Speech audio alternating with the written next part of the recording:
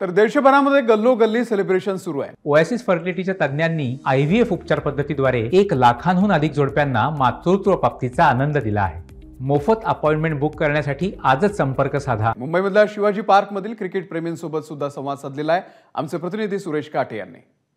तब्बल 17 वर्षानंतर भारताने T20 विश्वकप हा जिंकलेला आहे, त्यामुळे संपूर्ण देशभर आनंद आणि दिवाळीचं वातावरण पाहायला मिळालं। आपल्यासोबत काही क्रिकेटर आहेत, काय सांगशील कालचा खेळ कसा पाहिला? शेवटच्या क्षणापर्यंत कसा आनंद वाटत होता किंवा धाकधुकी देखील मनामध्ये निर्माण झालेली होती?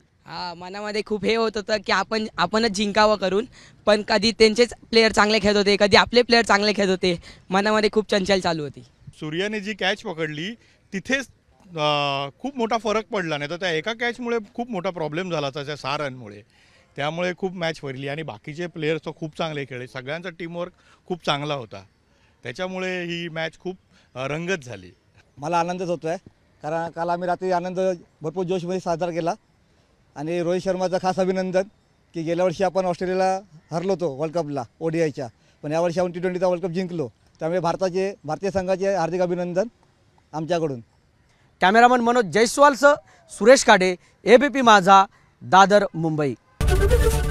ABP माझा, उघडा डोळे बघा नीट।